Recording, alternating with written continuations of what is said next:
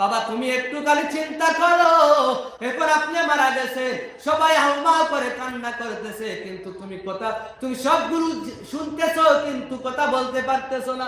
তুমি তোমার নিজের শরীরটাকে নাড়াতে পারছো না, তুমি তোমার চক্ষুটা খুলতে পারছো না, বা তোমাকে গোসল করানোর জন্য কাঠের মধ্যে নিয়ে যাওয়া হচ্ছে, তখন তুমি তোমার দিল থেকে চিৎকার দিয়ে বলতেছো, ও আমার সন্তান, আমাকে কেন তোমার এরকম গোসল করাও? কোনদিন তো গোসল এরকম করাইলা না, আজকে কেন আমাকে এরকম করে গোসল করাও?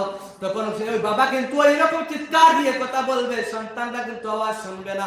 কারণ নবীজি বলে, মৃত ব্যক্তিগুলা শুধুমাত্র চক্ষুটা বুঝে থাকে, রূহটা নিয়ে চলে দেওয়া হয়, কিন্তু বাকি দুনিয়ার সমস্ত কিছু ওই মসজিদ গুলা বলতে বা শুনতে পায় কিন্তু বলতে পারে না, সবকিছু অনুভব করতে পারে, বুঝতে পারে, কিন্তু কথা বলতে পারে না, হাত পাতায় শরীর গুলো নাড়াতে পারে না।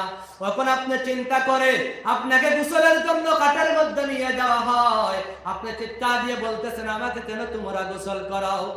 তারপর আপনাকে ওইখান থেকে নিয়ে ঘরের মধ্যে নিয়ে আসলেন, কোড়াল আপনার ঘরের মধ্যে সম্মুখে এসে গেছে, কোড়ালের মধ্যে কাফন গুলা বিছাইতেছে, বাবা দেখতেছে, বাবা অন্তর চক্ষু দিয়ে দেখতেছে, মহিত দেখতেছে, বুঝতেছে, কিন্তু কথা বলতে পারতেছে না। তুমি দেখতেছো তোমার জন্য কোড়াল এসে গেছে, তুমি দেখতেছো তোমার সন্তানরা তোমার জন্য কাফন বিছাইতে আছে, অবশেষে তোমাকে হাতে করে নিয়ে কাফনের উপর রাখা হয়, বাবা তোমাকে ওই রকম করে কাফন গুলা বেঁধে দেওয়া হয়। তুমি একবার চিন্তা করো বাবা, তুমি চিন্তা করো, ওই সন্তানগুলা তোমাকে প্যাকেট করে নিয়েছে, তোমাকে কাদের মধ্যে উঠাইছে, ঘরের মানুষ হাউমাউ করে করে কান্না করতেছে, কিন্তু কেউ তোমাকে ঘরের মধ্যে রাখতে চাচ্ছে না, কান্না করতেছ, অথচ বিদায় দিচ্ছে, যাও যাও যাও যাও, তাকে নিয়ে যাও, ওই ঘরে তার আর কোনো জায়গা নাই। তখন আপনার সন্তান আপনাকে কাদের মধ্যে নিয়ে যাইতেছে, মানুষগুলো পেছন দিকে আসতেছে, তখন আপনার সন্তান, তখন আপনি কিন্তু করালের মধ্যে শুয়ে আছেন, সবকিছু বলতে চিৎকার দিতেছেন আর বলতেছেন, ও আমার সন্তান, আমাকে কোথায় নিয়ে যাও? আমার ঘর এই জায়গায় পড়ে আছে, আমার স্ত্রী কান্না করে, তোমরা সন্তানের জন্য মাথার ঘাম পাতায় পালাইলাম, আজকে তোরা আমাকে কোথায় নিয়ে যাও?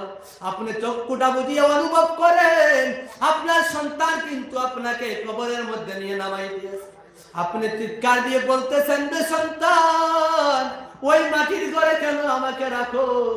ঘরের মধ্যে 50,000 টাকার আমি কাঠ বানাইলাম, পালন বানাইলাম, ঘরের মধ্যে তো দামি দামি সুবাগুলা রাইকা আসলাম, আজকে কেন আমাকে তুমি কবরের মধ্যে রাখতেছো রে বাবা? আমাকে একটুখানি বলো। তখন বাবা কিন্তু এইরকম চিৎকার দিবে, সন্তানরা কিন্তু কথা শুনে না, বুঝে না। তখন আপনার সন্তান কবরে রাইকা দেখবেন, আপনার সন্তানগুলো আপনার বুকের উপরে, এক বিঘা উপরে বুকের উপরে হাসিয়ার মধ্যে বাস পালাইতেছে। তখন তুমি বাবা চিৎকার দিতে আসো, চিৎকার দিয়ে বলতেছো, কেন আমার উপরে কাটা দাও, বাস দাও, আমাকে কি আর দুনিয়া দেখতে তোমরা দিবা না? ওইভাবে তখন তুমি চিৎকার করো, বাস গুলা তোমার মাথার উপরে সানি হয়ে যাবে, অবশ্যই কলা পাতা দেওয়া হবে বা চাটাই দেওয়া হবে, তারপরে মাটি দিয়ে তোমাকে ডেকে রাখা হবে। তখন তুমি চিৎকার দিয়ে বলবা, ওই টুকু যখন তুমি মাটি দিয়ে চাপা দিতেছো, তখন মাটি কুদালের মাধ্যমে যখন মাটিটা ওই রকম কবরের উপরে ছাড়ো, ছাড়ার সাথে সাথে কবরের টপ টপ টপ টপ করে আওয়াজ হয়, ওই আওয়াজ পর্যন্ত মহিষ শুনে আর বলে, কেরা তোমরা, কে বা তোমরা কারা আমার উপরে মাটি দিয়ে চলে যাচ্ছ?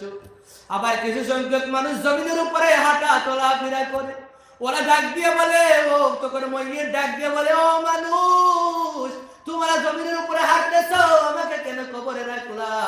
ওই রকম বলে তাকে ডাক দিবে, তখন কেউ তো তার মসজিদের কথা শুনবে না। অবশেষে মাটি দেওয়া শেষ, দোয়া করা শেষ, সবাই চলে যাচ্ছে।